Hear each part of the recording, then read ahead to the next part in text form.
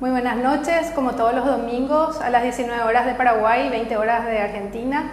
Empezamos nuestro programa de transmisión en vivo con la co-conducción del ingeniero Ricardo Canese y tenemos hoy un invitado internacional. Voy a empezar saludando entonces al ingeniero Ricardo Canese. Buenas noches.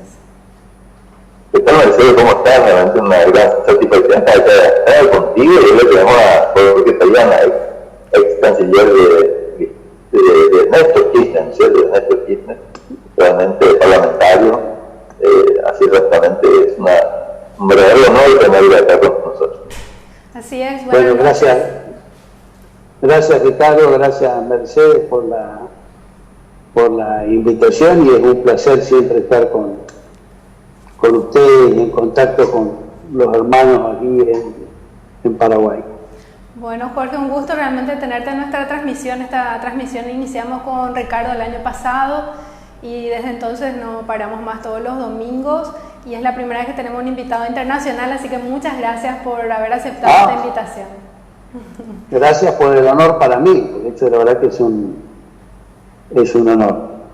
Bueno, como estábamos pensando en el tema internacional, estamos en el contexto de esta pandemia del coronavirus y empezaría preguntándote, Jorge, ¿qué importancia te parece que puede tener la integración regional en enfrentar una pandemia como esta? Sobre todo pensando en lo que fue, no sé, quizás pensando hace 10 años atrás cuando estaban activos todos los organismos multilaterales de integración en forma muy participativa. ¿Qué hubiera pasado si hace 10 años sucedió una pandemia así? ¿Cómo hubiera sido la respuesta de los países?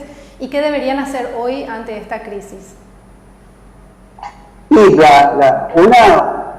un virus, una pandemia que se desarrolla con tanta rapidez, con tanto desconocimiento, porque nadie sabe bien cómo es el virus, cómo muta, cómo cambia, qué velocidad, si puede cambiar de velocidad. Ahora, por ejemplo, una de las cosas que se decía es que solo prospera con el clima frío y que con el calor se va. Ahora algunos dicen que no está claro, pero imagínate la diferencia que es eso, al revés, ¿no? Entonces, es muy difícil reaccionar. Por eso el ataque o el enfrentamiento a una pandemia de este tipo requiere primero de mucha coordinación. Coordinación dentro de cada estado, pero una coordinación muy grande entre los países.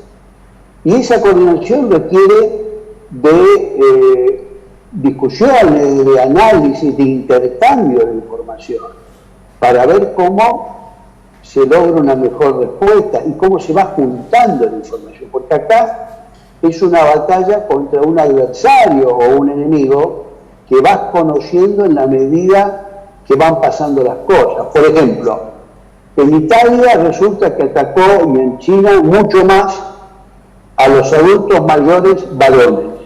Bueno, pero ahora parece que no es tanto como era en los otros casos, que era el 80%.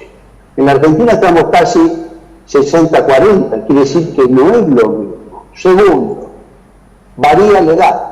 Le daba a las personas que tenían vulnerabilidades cardíacas, diabéticas, etcétera, o le daba a personas de muy alta edad. Está bajando la edad. Incluso hay casos ahora de niños y de adolescentes que no había. Entonces, es un virus que evoluciona. Eso requiere de mucha coordinación, de mucho intercambio de información y sobre todo de mucha cooperación política, pero también científica y tecnológica. Yo no puedo dejar de mencionar que en la UNASUR, uno de los institutos que se había creado permanentes en San Pablo, el Instituto de Salud, para justamente coordinar las políticas de salud, y obviamente eso ha quedado desfinanciado. Ahora están redescubriendo el Mercosur, los mismos que lo han tratado de destruir, y deciden poner un poco de plata en el FOSEM para hacer un poquito de investigación y comprar reactivos. Pero lo cierto es que en los últimos 5 años hemos tenido desfinanciado el FOSEM, que era una de las herramientas, el Fondo Estructural, que es una de las herramientas que teníamos más importantes dentro del Mercosur para combatir asimetrías. Indudablemente, con mayor integración regional, será una mejor respuesta a una pandemia como esta. Ahora, cada uno arrancó como pudo, cada uno hizo lo que pensaba, algunos han hecho cosas disparatadas, como parece ser los de Brasil, digamos, o otros países, pero lo cierto es que la coordinación ha sido baja y ahora se está logrando un poco porque finalmente todos se dan cuenta que solos no nos salvamos, que acá es necesario compartir las experiencias e incluso compartir recursos y ver, ¿no? Todo este problema de cerrarse sobre la propia frontera, de lo que está en un lado no pasa. Nosotros, por ejemplo, entre Paraguay y Argentina, o entre Paraguay y Bolivia, entre Bolivia y Argentina, en nuestros países vecinos, tenemos todo un intercambio transfronterizo que no se puede cortar como si no existiera y pensar que no va a haber más. Entonces, todo eso hay que tener respuesta, hay que tener políticas comunes para encararlo, para garantizar condiciones de salubridad y de prevención importantes. Por eso, la verdad es que efectivamente la pandemia requiere mucho del aislamiento social, eso es verdad, ¿no? La mejor forma es quedarse en casa. Yo tengo un amigo que decía, antes cuando me quedaba en casa, decían que era vago, y ahora me quedo en casa y estoy salvando la patria. Pero la verdad que eso, quedarse en la casa es una medida esencial. Pero después hay que coordinar una serie de cuestiones y hay que tratar que sea sustentable la medida que se tomen. Claro. Porque en países como los nuestros, como Argentina y también Paraguay, más Paraguay, que tienen un sector informal tan amplio, donde mucha gente sale a la calle a ganar el dinero que ese día necesita para comprar alimentos para la familia,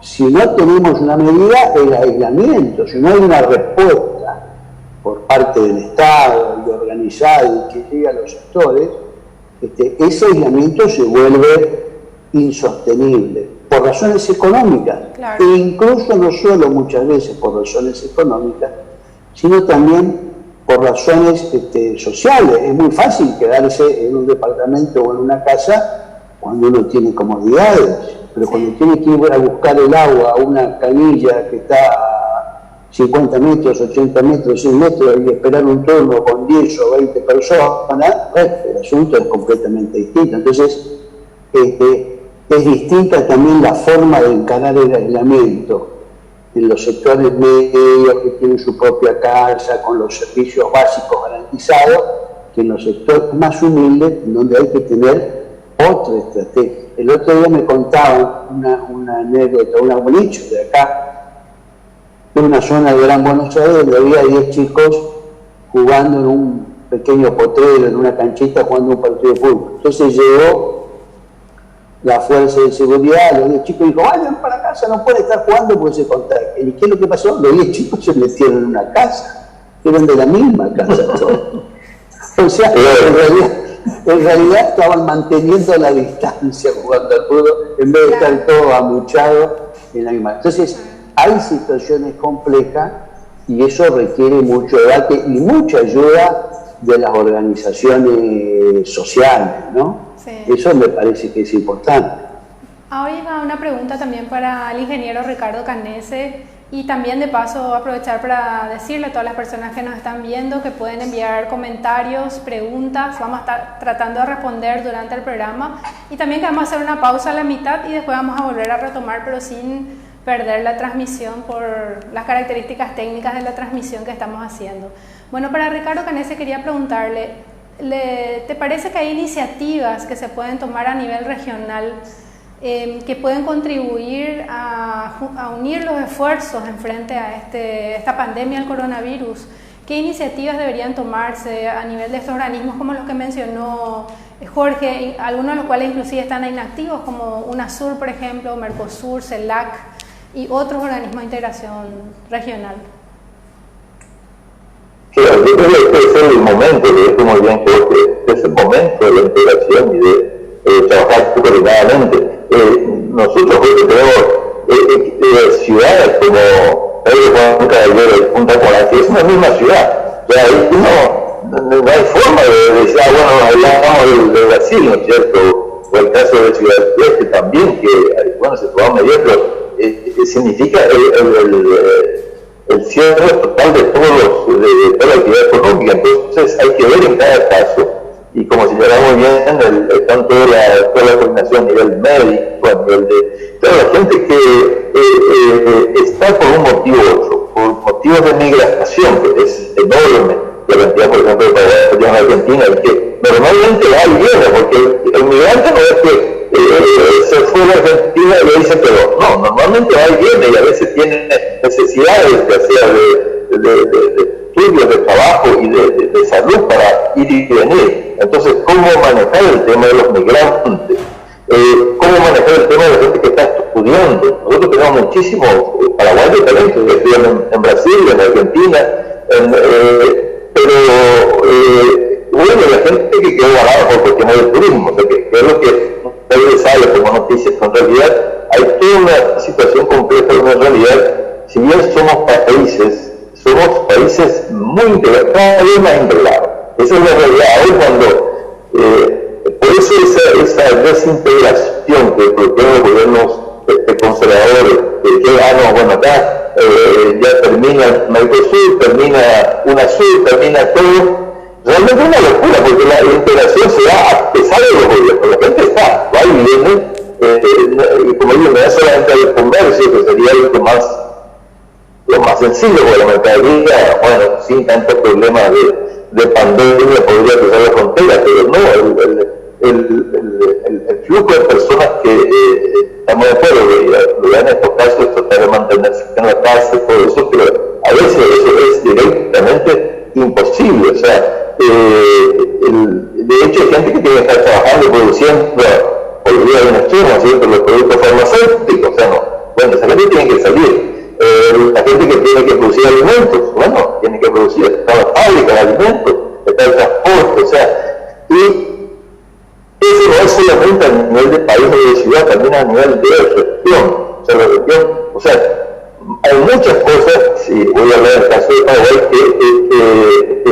que nosotros consumimos que vienen de Brasil y de Argentina, o sea, ¿cómo vamos a sobrevivir si es que no estamos integrados, ¿no es cierto? O sea, hay desde entonces, creo que esa integración que se intentó desmontar, hay que volver a montarlo y justamente pensándolo en este momento de crisis en COVID, de crisis de pandemia, así, bueno, de qué manera se puede tener una integración segura, que evite la propagación de la enfermedad, pero que permita también entender que no somos ya países aislados, sino que somos desde hace bastante tiempo países que estamos totalmente integrados.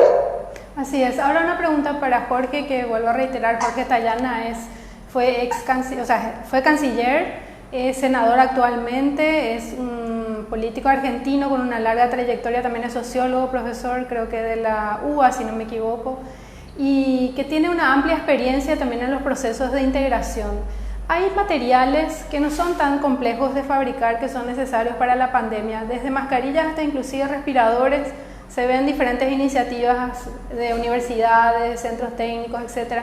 ¿Sería más simple hacer todos estos productos y que estos productos lleguen a todos los países, por ejemplo, del Mercosur o de América del Sur, si es que hubiese una coordinación tecnológica a nivel de integración, así como también para la adquisición de medicamentos, de insumos de extrazona, digamos?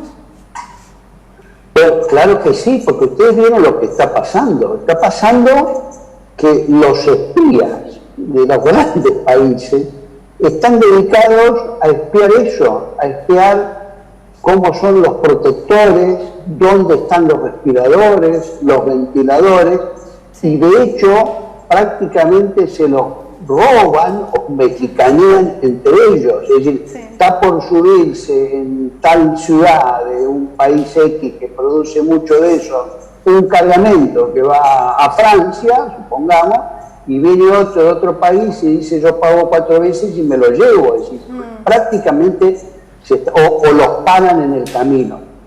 Es decir, hay escasez de productos, Entonces, ante eso, dos respuestas básicas. Primero, hay que coordinar los esfuerzos y las capacidades de los países que estamos juntos, por ejemplo, en Mercosur. Es decir, acá que hemos hecho, bueno, además de la fábrica, las Fuerzas Armadas que produce el alcohol en gel que sirve para limpiarse las manos, está produciendo por todos lados y lo regala, lo da a hospitales, a salas, escuelas, a todos los lugares públicos donde puede haber, lo distribuye. Entonces eso es una cosa que merece una primera coordinación. Lo mismo la fabricación de los distintos elementos. Además, el problema de esto es que hay muchas cosas que duran poco. La ropa del médico, del enfermero, del camillero, hay que usarla y tirarla, o lavarla, los guantes lo mismo. O sea, no es que hay que hacer un X número, sino que va a requiere mucho.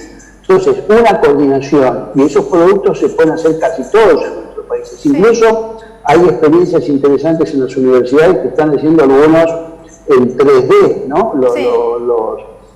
Los ventiladores, que están haciendo cosas. Entonces, todo eso sí se puede desarrollar y se puede coordinar. O sea, en realidad la pandemia lo que muestra es lo que decía Ricardo, o sea, haber afectado la integración regional es en el mejor de los casos un disparate y en el peor de los casos un verdadero crimen, porque la verdad es que ahora esto nos va a costar en vidas humanas, que no vamos a llegar a responder, que vamos a tener más víctimas de las que podríamos haber tenido si hubiéramos mantenido la integración y por lo tanto también si hubiéramos mejorado la coordinación y obviamente también el esquema de los sistemas de salud. Y efectivamente, acá se destruyó lo que se había avanzado en integración, que era bastante, que faltaba mucho, pero era bastante, y se lo destruyó bajo la teoría de sálvese el que pueda o me salvo solo. Es decir, estoy en un barrio que es medio complicado, yo levanto la mano, soy el buen alumno, me peleo con todos los demás y trato de salvarme solo. Eso, todos los que hemos tenido alguna experiencia social, sabemos que es una mala fórmula para subsistir y para mejorar. Es al revés, es juntos cuando somos más fuertes y cuando podemos pelear más cosas, mejores precios, más beneficios, más prioridad para nuestra región, ¿no? Bueno, a ver, Jorge, acá vamos a empezar ya a responder algunas preguntas de nuestros oyentes y después vamos a conocer un poco más de cómo ha encarado esta pandemia del coronavirus el gobierno argentino también, que creo que es muy interesante, y por supuesto no vamos a dejar de hablar de energía porque este es un programa de energía. También invitarle a la gente que escriba sus comentarios, sus preguntas, que compartan el programa para que llegue a más personas.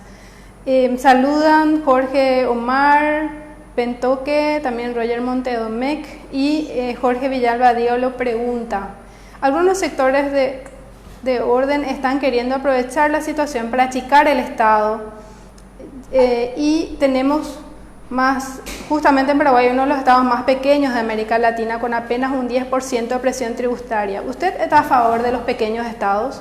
¿El liberalismo es útil para que los países enfrenten las necesidades de salud?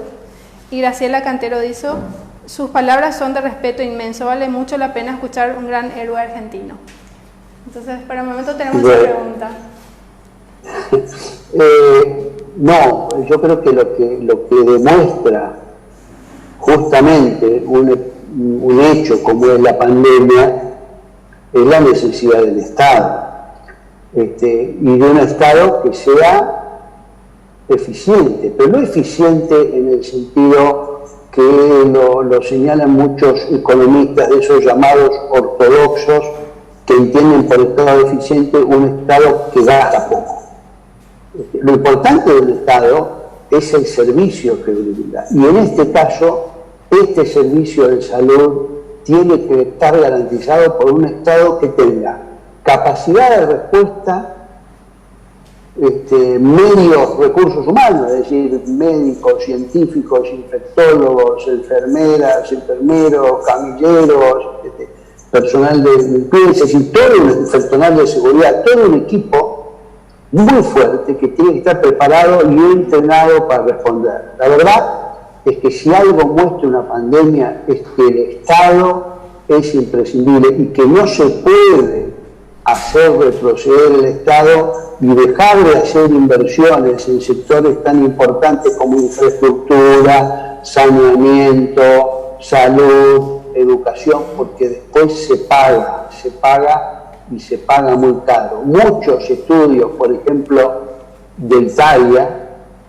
están mostrando cómo parte de lo que está pasando en Italia y del nivel de agresividad que tuvo el virus, que tiene un promedio de prácticamente el 10% de mortalidad, mucho más alto que en el resto del mundo o en los lugares más altos, se debe a que sí, Italia tiene una población de adultos mayores grande, pero se debe a que en los últimos 20 años, con esa idea del Estado chico, no se ha hecho más que dejar de invertir en recursos para salud y sobre todo para la tercera edad. Entonces, a la hora de la hora, no hay los equipos suficientes, no hay las camas suficientes, no hay la terapia intensiva suficiente, y cuando se presenta un fenómeno como este, queda claro que hay déficit de agujeros enormes. Entonces, la respuesta corta es no. Y creo que esta experiencia, esto de que queda demostrado que el Estado no debe ser chico, sino que debe ser sólido para defender a todos, y en particular a los más débiles,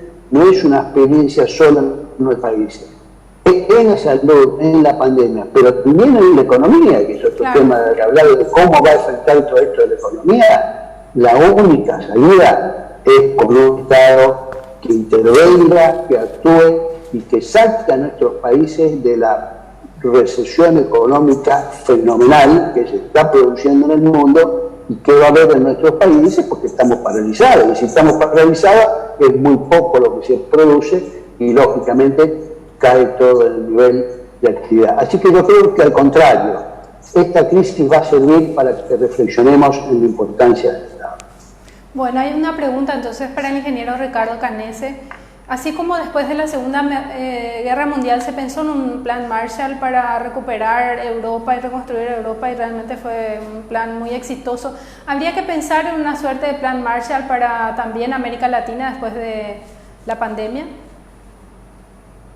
Claro, justamente, yo creo que un poco lo que dice Jorge, diría inclusive antes de la Segunda Guerra Mundial, ya la gran recesión de 1929 exigió una intervención del Estado, y de hecho el país que mejor enfrentó la recesión que comenzó en 1929 con la quiebra de la Bolsa de Nueva York fue Roosevelt y los Estados Unidos, justamente, donde el Estado, a pesar de ser una economía capitalista, digamos, tuvo, digamos, una fuerte intervención del Estado, y donde el Estado entonces permitió justamente fortalecer a los Estados Unidos y enfrentó la Segunda Guerra, pudo enfrentar la Segunda Guerra Mundial de forma adecuada. Después vino lo que vos estás señalando, cómo encarar la reconstrucción de los países destruidos por la Segunda Guerra Mundial, y ahí viene el plan Marshall, o sea, un plan de desarrollo también de fuerte intervención del Estado, y yo creo que es lo que en este momento yo estaría hablando de cualquier capitalista sensato, o sea, cualquier persona con mentalidad liberal, y de hecho a colación el editorial del Washington Post del 27 de marzo, de hace unos días, donde el centro de pensamiento del liberalismo a nivel mundial, de Estados Unidos, nada menos, el Washington Post, dice que o terminamos con el capitalismo salvaje o se destruye la humanidad. Ese es el título editorial del Washington Post. No estamos hablando del periódico del Partido Comunista de China o cosas así. No, es el Washington Post que dice que hay que salir definitivamente del capitalismo salvaje, ¿no es cierto? El capitalismo salvaje que genera y esta pandemia del coronavirus justamente evidencia la debilidad en que incurrieron todos los estados, y que hace que justamente ocurra lo que está ocurriendo en Italia, en Estados Unidos. Estados Unidos, la primera potencia mundial, no está pudiendo enfrentar el coronavirus.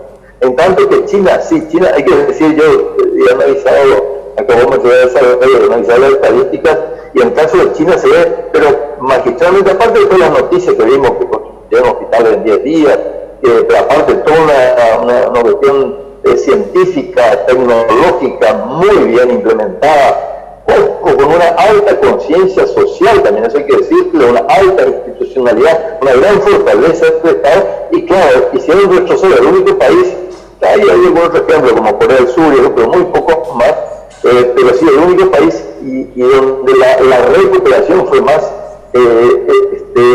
fuerte, más clara, en un mundo que está cada vez más infectado. Aún así, China está hoy, ¿no es cierto?, con los mejores índices, donde el coronavirus está retrocediendo, para ser preciso, solamente en China y en Corea. En China mejor, en Corea un poco, no tan bueno, bien, pero también dice el mundo como verdadero desastre. Entonces ahí es donde estamos viendo que efectivamente te está diciendo un plan Marshall, pero un plan Marshall que debería comenzar ahora, o sea, para enfrentar la pandemia. Yo por eso diría como de hecho ocurrió, para enfrentar la Segunda Guerra Mundial, ya hubo una intervención del Estado muy fuerte en los Estados Unidos. Rusia aplicó impuestos del 90% y más a las altas rentas, ¿no es cierto? 90% y más, y la gente aceptó. ¿Por qué? Porque finalmente la carne de cañón, la gente que iba a la guerra era la gente de clase media, la gente del sector popular, y bueno, la gente a alta renta por lo menos ponía un alto porcentaje de su renta para financiar el Estado, ¿no? Entonces, creo que tenemos que pensar entonces en una mayor intervención del Estado, una mayor fortaleza del Estado para enfrentar la pandemia y por supuesto para la recuperación de esta enorme recesión que ya está causando la pandemia del coronavirus. Ahí va una pregunta para Jorge, con la aclaración de que a lo mejor en algún momento se corta la transmisión y vamos a retomar si es así. La pregunta es, ¿quiénes tienen que pagar la crisis del coronavirus? Es muy sencillo. Bueno, la crisis del coronavirus lamentablemente la vamos a pagar todos. El problema no es que la vamos a pagar todos, el problema es quién carga con qué parte de eso que vamos a pagar. Porque las víctimas van a estar en distintos sectores, la depresión económica va a afectar a todos, la pérdida de trabajo también. Ahora, lo que está claro es que los que tienen que pagar el costo principal de la crisis son los que más se han beneficiado en los últimos tiempos con este modelo económico de financiarización que ha llevado a que estemos en esta situación, por lo pronto económica, enfrentando una recesión, pero también en parte la pandemia, porque la pandemia, ¿por qué sucede la pandemia y por qué llega tan rápido? En parte llega tan rápido por las características del modelo económico que estamos haciendo. Así que, si a mí me preguntan quién tiene que pagar, es muy claro. Tienen que pagar el sector financiero, que no ha hecho más que ganar dinero de manera exorbitante en la última década.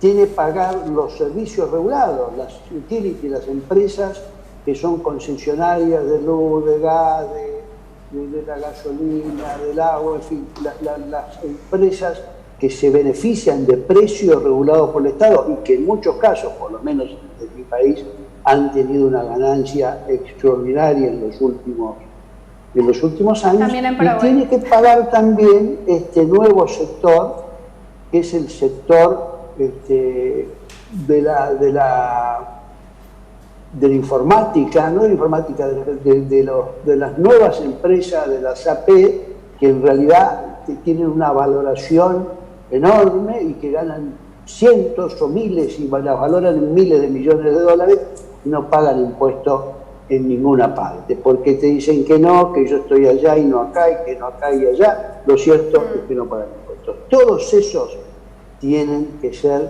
los que paguen el costo grande de esta coronavirus. Y en particular, referido a lo del Marshall, yo creo que en el caso de América Latina, y algunos hemos apoyado esa iniciativa, creemos que hay que encaminar a que haya una condonación de la deuda con los organismos multilaterales de crédito para los países de América Latina, con el Fondo Monetario, con el Banco Mundial, con el Banco Interamericano y mismo con la CAF. Es un momento grandes problemas, grandes soluciones. Y efectivamente lo que dice el Washington Post no es un periódico exagerado que quiere vender, está diciendo que hay un problema muy serio, y ese problema serio requiere soluciones serias. Y ya lo están haciendo. Si uno mira las cosas que está haciendo el Banco Central Europeo, está tomando medidas en esa dirección. Si uno mira lo que ha hecho el Tesoro norteamericano y la Reserva Federal para Estados Unidos, hay también medidas en esa dirección. Por eso me parece claro que nosotros tenemos que estar firmes, pedir que funcionen las Naciones Unidas, que las Naciones Unidas se reúnen y que orienten, debatan y señalen un camino, tanto de condonación de deuda con los organismos multilaterales como de renegociación de plazos con los deuda del sector privado. Eso me parece que es imprescindible para encarar la etapa actual. Bueno, vamos a leer otros mensajes más, también invitarle a la gente que siga escribiendo, enviando sus mensajes, compartiendo también la publicación. Dice Milceas Alvarenga, hola, saludos desde Orqueta. Nosotros tenemos personas que nos escuchan de todo el Paraguay, Orqueta está al norte de la región oriental. Juan Cardoso, debes mejorar el sonido, está muy fuerte y sale mal. Bueno, eso ya estuvimos trabajando, estamos mejorando. Roger Montedomec dice, esta pandemia es una oportunidad para reformular la verdadera función del Estado. Pregunta para Ricardo, ¿cómo iniciar un proceso de redefinición y priorización del Estado en tiempos en temas de servicios públicos, salud, educación, transporte, vivienda y educación para la gente? Misma pregunta para el ex canciller argentino. Elba Núñez, algunos estados como el de Paraguay de manera contradictoria pretenden hacer una reforma del Estado. Esto ha surgido ahora como debate dentro del Parlamento, inclusive con mucha presión de parte de los medios de comunicación porque no se hace una reforma del Estado. Todo apunta a que pretenden aplicar medidas neoliberales con la excusa de mantener los servicios imprescindibles, aprovechando la situación de aislamiento social y la imposibilidad como ciudadanía de incidir y hacer un contrapeso. Carlos Verón de Astrada y también saluda. Tulio Ross dice, no existe un solo problema, la economía y la sociedad también están en crisis. Es un cambio gigante. Elba Núñez dice, no es un riesgo decir que en el contexto de la pandemia sea una oportunidad de reforma del Estado con la ciudadanía y organizaciones obligadas al aislamiento social. ¿Reforma con quién? ¿Con quiénes? María Teresa también nos está viendo y dice Roger Montedomec y nos saluda, ¿verdad? En Paraguay con la pandemia se desnuda el escaso presupuesto público en salud. No hay suficiente terapia intensiva en las cabeceras departamentales. Bueno, esos son los comentarios. Entonces hay una pregunta para Ricardo y después también recordar que aparte ex canciller, el señor Jorge Tallana es senador de la Nación en este momento. Entiendo que era suplente de Cristina Fernández, vamos a hablar enseguida de eso también. A ver, Ricardo, la pregunta que te hicieron. Claro, sí, este es el momento de fortalecer el Estado, no de achicar el Estado, porque acá en Paraguay por lo menos muchas veces habla de reforma del Estado en un sentido de achicar, de privatizar, ¿no es cierto? Aunque la reforma en términos así estrictos puede indicar cualquier cosa, ¿no es cierto? Porque una reforma progresista o regresiva, pero en general acá en Paraguay se le da esa connotación. Siempre que se habla de reforma del Estado, generalmente hablan los gobiernos neoliberales y que pretenden achicar o privatizar. Acá no tenemos Estado, digámoslo claramente, justamente ese es el problema, o sea, tenemos una presión tributaria de apenas al 10%, o sea, y justamente por eso la respuesta. Yo le estaba preguntando a Jorge fuera del micrófono, en la Argentina me dan una ayuda de 10.000 pesos, que me está diciendo que es 100 y tantos dólares, creo que 150 dólares, o sea, sería 1 millón de guaraníes. Acá la respuesta que da el Estado es la mitad, o sea, y aún está por verse cómo se va a dar esa respuesta, ¿no es cierto? O sea, en general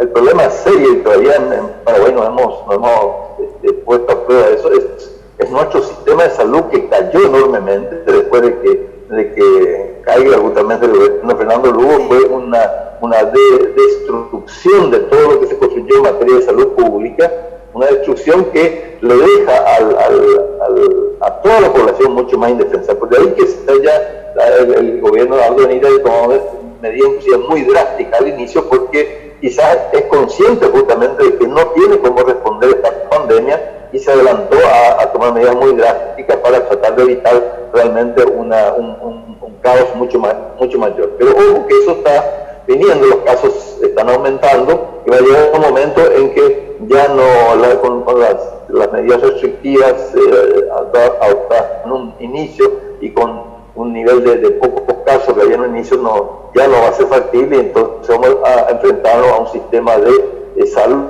pública extremadamente débil. Entonces acá, resumiendo, para responder un poco lo que me preguntaban, acá lo que tenemos que pensar es, más bien la reforma tributaria, vale decir que los que más tienen más pagan, es lo que también decía Jorge Tayana, lo que dice el Washington Post. Imagínate, tenemos que tomar, y hay gente acá de mi gobierno que ni siquiera está de acuerdo con el Washington Post, o sea, tenemos que dejar esa característica del capitalismo salvaje, que es tan salvaje en nuestro país, para avanzar en un estado donde sea un poco más keynesiano, donde el Estado intervenga un poco más en la economía y particularmente en la salud pública, y pueda mitigar entonces los efectos de esta crisis. O sea, acá necesitamos, en resumen, más Estado, no menos Estado, por supuesto, eficientemente empleados los recursos del Estado, con personas también que representen al pueblo y no, desgraciadamente, el gobierno que tenemos, que es un verdadero desastre. Pero en fin, yo diría, de ninguna manera reducir el Estado, reducir los impuestos, reducir no, acá hay que ir hacia eso que ya comentábamos antes, hacia un plan Marshall, para enfrentar a la pandemia, y un plan Marshall, ni qué decir, para después salir de la pandemia. O sea, eso es fundamental, y eso pasa por más Estado, no por menos Estado. Bueno, hay una pregunta para Jorge, ya yendo a lo que hablábamos recién. ¿Cuáles te parece que fueron las medidas más importantes que tomó el gobierno argentino para enfrentar esta pandemia, que quizás también puedan servirnos de referencia a nosotros acá en Paraguay? Bueno, nosotros tenemos como dos momentos, porque nuestro gobierno subió en diciembre del año pasado, sí. Todavía no estaba la pandemia, y declaramos por ley toda una emergencia económica, una emergencia social, una emergencia en salud, una emergencia alimentaria, etcétera, etcétera. Porque la verdad es que la forma en que recibimos el gobierno era un país quebrado, sobreendeudado, con casi 40% de pobreza, con desocupación creciendo, bueno, con una serie de cuestiones. Entonces, decimos que ahora no estamos en emergencia. Después, con la pandemia, lo que nos pasa es que estamos en un estado de excepción, o sea, estamos mucho más que una emergencia. Entonces, primero ya había una serie de medidas para poder disponer y eso, para enfrentar esa emergencia. Pero ahora es mucho más grave la situación y hay que enfrentar la pandemia. Y para enfrentar la pandemia, lo que se ha buscado es 2 o 3 medidas. La primera,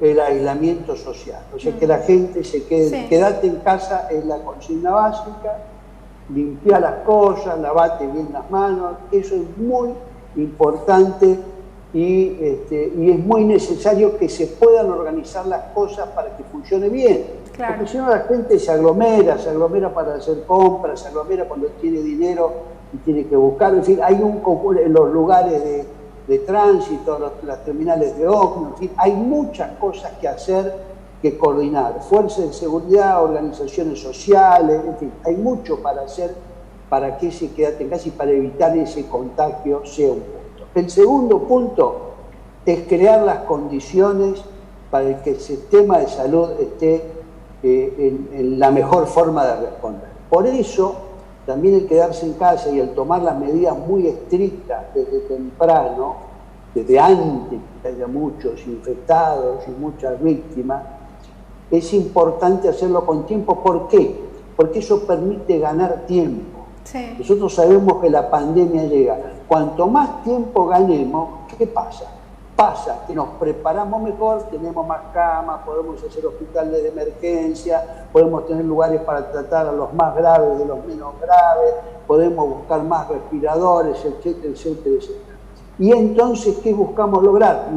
Buscamos evitar, por ejemplo, lo que le pasó a Italia, que es que en un momento el sistema se desborda, es decir, usted tiene la necesidad de 1.000 respiradores, 1.000 personas que necesitan respiradores, y tiene 400 respiradores. Entonces, ¿qué pasa? Hay 600 personas que muy probablemente terminen muriéndose.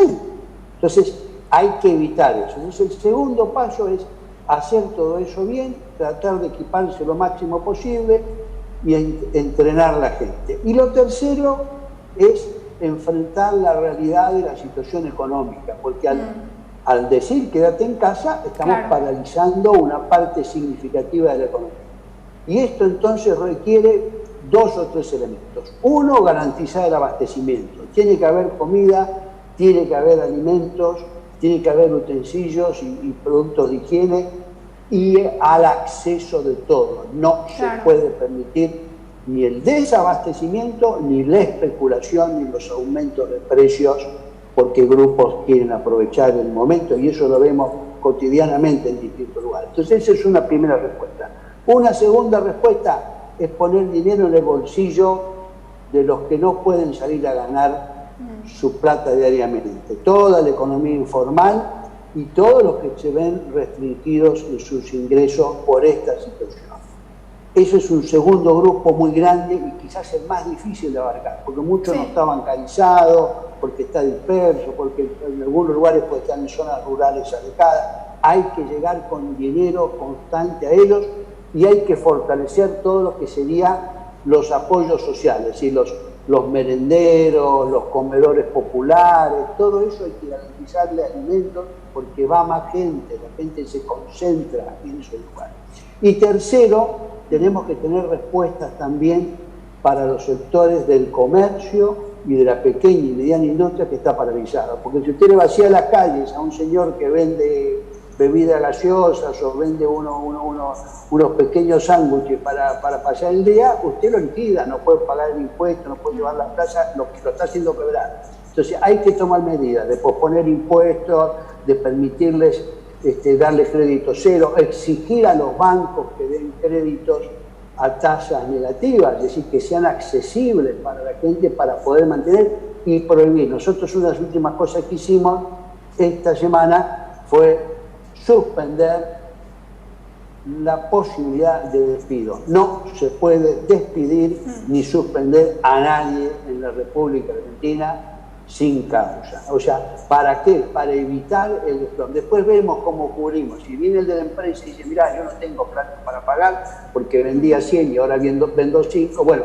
veremos cómo lo cubrimos. Pero hay que atender también ese sector, porque todos sabemos que se va a dañar el tejido productivo, pero cuanto menos se dañe y cuanto más preparado esté para resistir esta tormenta, este chubasco, más rápido va a ser la salida cuando empiecen a ser las condiciones. Y por último, tenemos que saber que de la pandemia no se sale de un día para el otro, y de la recesión económica tampoco.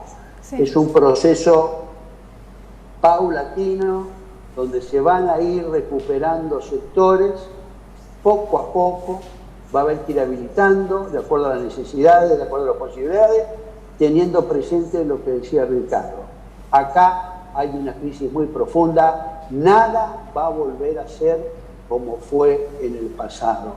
Ustedes tienen que tomar conciencia, todos tenemos que tomar conciencia de que estamos viviendo un hecho inédito. Hoy 3.500 millones de personas, la mitad de la humanidad está encerrada. Ese fenómeno va a tener consecuencias en lo inmediato y también de largo plazo, en la forma que vemos nuestro trabajo, en la forma que vemos la relación con el Estado y también en la forma que vemos la naturaleza. Porque todos hablamos del cambio ambiental y de la naturaleza, y la destruimos o si no la destruimos, pero el virus es indudablemente también una respuesta de la naturaleza a lo que estamos haciendo con ella. Así es. Bueno, tenemos más comentarios y preguntas. Dice Elba Sanciemens, saludos para Jorge. Luis Narvaja, saludos de Bañado Sur, que es una zona inundable de Asunción. También siempre nos está acompañando Luis en las transmisiones. Tulio Rojo dice, las medidas de prevención de la pandemia es solo para atrasar la expansión del coronavirus. Después Porfirio Cabrera, hola, buenas noches, saludos de Armstrong, Santa Fe. Mi pregunta es, ¿qué pasó de la mina de Paso Llobay porque dicen que está explotando y otra riqueza grande, aparte de nuestras hidroeléctricas. Me gustaría saber qué pasó. ¿Cómo no? Vamos a comentar sobre eso. Ahí no entendí la pregunta. Preguntó sobre una mina de oro realmente que hay en nuestro país, que es en un distrito que se llama Paso Llobay, que es un recurso también natural que tenemos en Paraguay, pero que se explota casi todo en forma ilegal, ¿verdad? Esa explotación yo creo que continúa, la verdad es que no tengo datos muy nuevos, pero creo que continúa. Lastimosamente es otra muestra de la ausencia del Estado porque no hay ninguna intervención del Estado para tomar control de ese recurso natural estratégico y evitar el uso sobre todo del mercurio con todas las consecuencias que eso tiene. Elba Núñez dice, creo que la pandemia revela la crisis que genera la desigualdad social, la crisis del empleo, la crisis de la falta de salud universal, la falta de protección social y la crisis del cuidado del grave patrón de violencia contra las mujeres en esta sociedad patriarcal. Así es. Juan Cardoso, sí puede decir en qué benefician a la población los ministerios de la mujer, la juventud y del medio ambiente. Para el ingeniero Ricardo, ¿no sería bueno eliminar estas secretarías? Bueno, justamente quería hacerle algunas preguntas, una pregunta también a Ricardo, ya tenemos que ir redondeando nuestro programa. Tengo también una última pregunta después para Jorge. La pregunta que tenía para Ricardo es, vos habías hecho un análisis, puedes responderla mejor también a la persona que escribió sobre estas secretarías, y tenías un análisis sobre cómo está creciendo y decreciendo la pandemia, el coronavirus en el mundo. En 2 minutos nomás, porque ya se nos va acabando el tiempo, ¿cuáles son las claves de por qué en algunos países está creciendo y en otros no? Y también responder la pregunta sobre eliminar algunas secretarías. Claro, primero la pandemia. La pandemia está, claro, de alguna manera en la ausencia del Estado, o estados débiles, estados que no tienen una capacidad también, ojo, de interactuar con la sociedad, son los estados que tienen peores números y donde se está disparando, inclusive en un país como Estados Unidos, que parece un país muy avanzado, pero realmente la pandemia evidencia su falta de capacidad para enfrentar justamente la pandemia. Eso se puede analizar en el caso de muchos países. En cambio, otros países, yo reitero el tema de China, o sea, como si es una sociedad integrada, ha enfrentado muy bien, pero no solamente China, sino también otros países de Asia, fundamentalmente, en el caso de Corea del Sur, o sea, muchas veces no tiene que ver estrictamente con un sistema económico, pero sí un sistema muy aceptado socialmente, con instituciones muy respetadas y con también una salud pública muy sólida, muy consolidada, que el caso de Corea también es una salud pública, aun cuando es diferente al de China, es también una salud pública muy consolidada. En cuanto a la Secretaría, claro, yo creo, en fin, no sé, no entendí muy bien qué tipo de secretarías, pero obviamente secretarías que no sean necesarias se pueden eliminar, indudablemente, pero yo insisto de que el Estado tiene que fortalecerse. Ahora necesitamos más Estado para fortalecer la salud, la educación, para, digamos, que efectivamente la cuestión tan importante como el empleo, la alimentación, sean, que es lo que mencionaba antes, lo que ocurrió con la Gran Depresión en Estados Unidos, no es una cosa nueva, que hizo una persona como Roosevelt, y bueno, el Estado empezó a intervenir para que la gente tenga empleo, tenga salario, pueda comer, ¿no es cierto? No era una pandemia, pero era la Gran Depresión. Entonces, de alguna manera, y es lo que están diciendo hasta medio de prensa con el Washington Post, hoy tiene que haber más Estado, no menos Estado. Tiene que terminar este capitalismo salvaje que justamente genera poco Estado y una desestructuración total del Estado con una primacía del capital financiero. Entonces, eso es lo que tenemos que cambiar. Y muy en resumen, yo te diría, bueno, la gente más rica del país tiene que pagar más, tiene que contribuir acá. Solamente este año hay una evasión impositiva, no digamos que hay una evasión impositiva a los grandes latifundistas que ganan mucho dinero con la soja, con el ganado, de 800 millones de dólares. A precio de mercado dejan de pagar al Estado 800 millones de dólares. Si pagaran lo que tendrían que pagar, esos 800 millones de dólares, pero el Estado tendría los recursos para encarar esto mucho mejor. Ni que decir también los bancos, las empresas de servicio, como dijo Jorge, acá tenemos las empresas telefónicas son monopolios brutales, dado en su momento, Tigo, personal, los bancos, las empresas inmobiliarias, las tabacaleras, en fin, hay empresas que deben contribuir más, y este es el momento de pensar entonces en un Estado más fuerte, más cerca de la gente, de los bienes del Estado, controlado por la gente, administrado por la gente, y así hay que pensar para enfrentar bien esta pandemia. Una de las cosas que dijo Jorge, que es sobre la prohibición de despedir trabajadores, que recientemente salió en Argentina, es también una propuesta de las centrales obreras de Paraguay, y el proyecto de ley que ellos presentaron fue auspiciado por la bancada del Frente Guazú. También en ese sentido esperemos que se trate en la brevedad, porque acá nos hablan siempre de la reforma del Estado, pero realmente hay muchos otros proyectos pensados para que los trabajadores no pierdan sus puestos de trabajo, para garantizar que llegue el pan a la mesa de cada paraguayo o paraguaya en este momento en que no se puede salir a buscar el pan. Entonces esos proyectos esperemos que sean los que tengan prioridad en el tratamiento en el Congreso, y no aquellos que apunten solamente a beneficiar otra vez a las grandes empresas, ¿verdad? Yo decía en un tuit de eso que ahora mismo el gobierno está beneficiando más que nada a los supermercados. Por ejemplo, en este momento prohibió el delivery de las bebidas alcohólicas, perjudicando a las bodegas. Ya lo hizo antes también, restringiendo el acceso vehicular al mercado 4, por ejemplo, que es un mercado muy populoso de Asunción. En general, todas las medidas del gobierno están apuntando a que la gente solamente vaya a los supermercados. Acá necesitamos medidas que vayan en sentido contrario, que ayuden a los pequeños almacenes, comercios, a los MIPYMES a desarrollarse, y también que protejan al trabajador, a la poca cantidad de trabajadores formales que tenemos, para que no pierdan su empleo, y esperamos que ese sea el sentido de las próximas deliberaciones en el Congreso también. Bueno, yo quería ir un poco al tema económico, energético con Jorge Tallana. Cuando Cristina Fernández estaba en el gobierno, con Fernando Lugo se terminó una obra muy importante que se demoró muchísimo realmente, que fue la hidroeléctrica binacional Yacyretá. Realmente todo ese proceso de integración fue truncado con el gobierno de Macri, que propuso con Cartes, con Horacio Cartes de Paraguay también, una nota reversal del tratado de Yacyretá, que bueno, nosotros entendemos que, lo hemos analizado con Ricardo, entendemos que es bastante perjudicial para Paraguay, pero más allá de esas cuestiones, digamos, particulares que trancaron mucho las relaciones entre Paraguay y Argentina en el campo energético, ¿te parece, Jorge, que hay posibilidades de reinaugurar un nuevo proceso de integración energética entre Paraguay y Argentina, y también pensando regionalmente? Yo creo que sí, yo creo que el destino de Paraguay y Argentina no solo esté unido en la integración en general, sino que el aspecto energético es un tema esencial.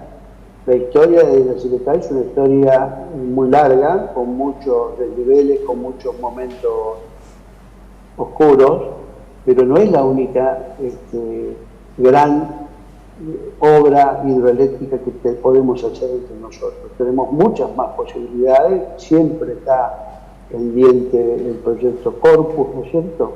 Sí. Que es también de una gran dimensión, y eso creo que va a estar en la agenda. En este momento parece una preocupación lejana, porque claro, como está caída toda la actividad económica, sobre energía, pero hay que mirar un poco más lejos y saber que en el mediano plazo la energía sigue siendo un elemento esencial, y nuestros países tienen una riqueza energética y de energía renovable de enorme valor, y que tiene que ser utilizada, y tiene que ser utilizada de una manera sustentable en el mediano plazo, es decir, que ambas sociedades obtengan los beneficios que correspondan y que puedan planificar su futuro.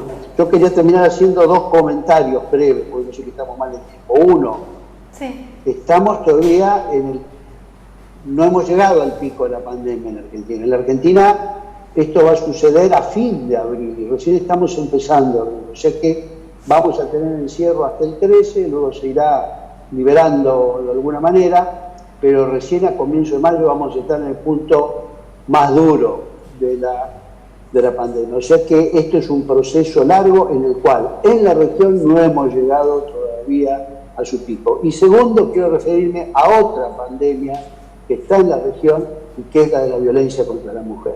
Ahí tenemos una pandemia tremenda de violencia y de femicidios, y muchos sostienen que las condiciones de encierro que se están dando ahora ponen a muchas mujeres que están con parejas o con miembros de la familia o de grupos que conviventes que son violentos, las pone en riesgo real. Así que la prevención y la ayuda y la atención en ese tema es un punto fundamental. Así es, Jorge. Bueno. Yo quería decir sobre eso porque Ricardo no escuchó de qué secretaría sobre qué secretaría estaba preguntando la persona que nos escribió ahora. Era la Secretaría de la Juventud de la Mujer y la Secretaría del Ambiente. Yo creo que las tres son realmente muy importantes. Sí, esas tres son, sí. Esas tres son necesarias, Mercedes, claro. Sí. No tiene sentido eso de tener menos Estado, hay que tener más Estado, y justamente la mujer, la juventud, claro. Bueno, ahí tenemos algunas preguntas más, ya para redondear nuestro programa, porque ya faltan 2 minutitos nada más. Dice Juan Cardoso, ¿se puede decir que beneficia a la población? Esa es justamente la pregunta de Juan que ya respondimos, y que también Jorge Tayana nos respondió, ¿verdad? En este momento se están dando muchos hechos de violencia familiar porque la gente tiene que estar encerrada. Es más que necesaria la Secretaría de la Mujer, por ejemplo, y la del Ambiente, ni que decir, en un país tan destruido como el nuestro, ¿verdad? Héctor Marín dice, muchas felicidades por el programa, saludos cordiales del Bañado Sur, gracias Héctor por escucharnos. Adriana Isasi, me gustaría saber, buenas noches, ¿con qué propósito Abdo y Yusio mostraron el horno de la CENAT y no de medicamentos para la lucha contra el COVID-19? Sí, mostraron los hornos de cremación y no los respiradores, ¿verdad? La unidad de terapia intensiva, los medicamentos. Maximiliano Cáceres, quería preguntarle a ambos si observan una sobreactuación inútil respecto a los cierres de frontera. Si para ellos son evidencia de una expresión desesperada de soberanía. ¿Estamos a la vuelta de una época de la soberanía? ¿Se puede hablar de la integración cuando se toman estas medidas? Naida Romero, excelente. Mercedes Canese, saludo a los invitados. Roger Montodomec, felicitaciones por el programa. Diana Bañuelos, reforma del Estado es no a los despidos y menos de aquellos que ganan sueldos bajos. Ahora las mujeres y los niños están sufriendo porque los hombres son autoritarios. Bueno, también comentando sobre este tema. No sé si tienen algún comentario o consulta sobre lo que estamos escuchando. A lo mejor Elba Núñez también felicita por la iniciativa, un espacio muy enriquecedor. Entonces, esa última pregunta creo que es interesante. ¿El cierre de fronteras es clave o no? Y después hacemos ya un cierre con lo que ustedes quieran. Bueno, en esto, la verdad es que las fronteras de nuestros países son tan variadas y algunas son tan imposibles de determinar o de cerrar porque hay un movimiento transfronterizo, hay una sociedad transfronteriza que va y viene.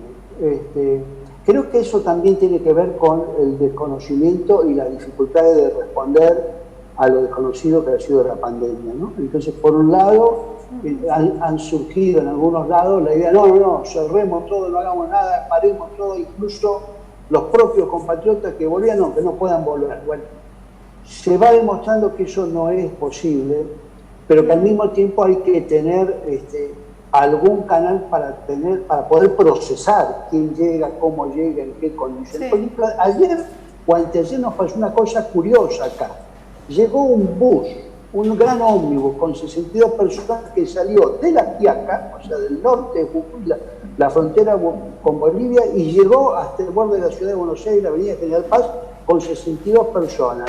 12 argentinos, varios colombianos, hinchas de fútbol, venezolanos, bolivianos, nadie los paró en todo el camino. Entonces usted dice, ¿pero quién controla todo eso? Y resulta que se los había sacado encima el gobernador de Jujuy, porque no sabía qué hacer con todos ellos, entonces los mandó en un bus a Buenos Aires. Es decir, me parece que, es una cosa increíble, me parece que es obvio que tenemos que crear mecanismos, pero para eso hace falta más integración, mecanismos que consensúen, que tengan política y que tomen en cuenta el fenómeno transfronterizo, porque una cosa es la persona que vuelve a un país y pasa por una frontera para ir a otro lugar, y otra cosa es toda esa sociedad transfronteriza que perfectamente uno sabe que abarca unos 50 kilómetros más o menos o 30 kilómetros de cada lado de la frontera y que tiene que tener un tratamiento especial. Ese tratamiento es no solo aduanero o migratorio, sino también tiene que ser, en estos casos,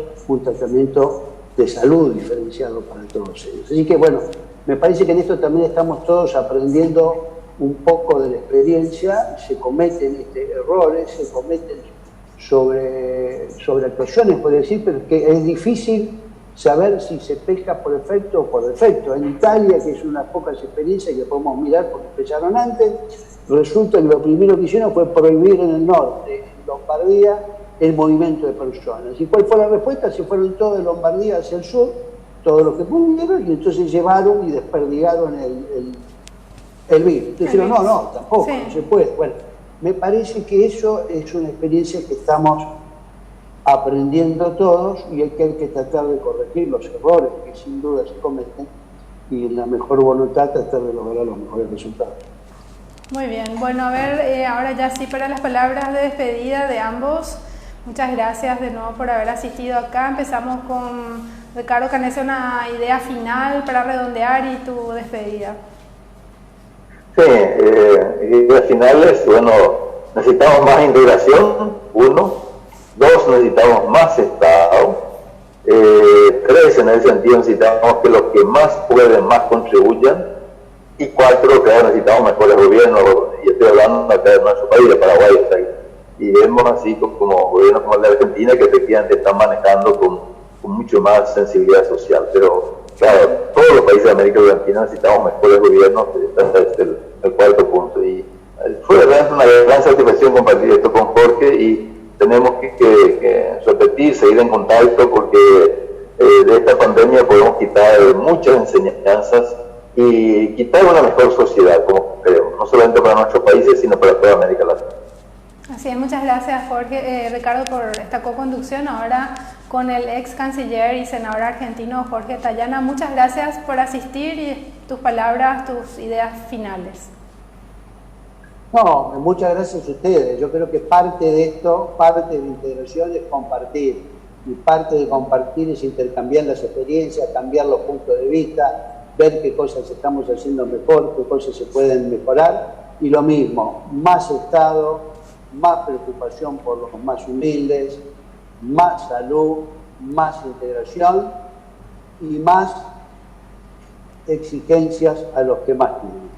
Así que en eso un saludo enorme a todo el pueblo paraguayo y por supuesto a Mercedes y a Ricardo.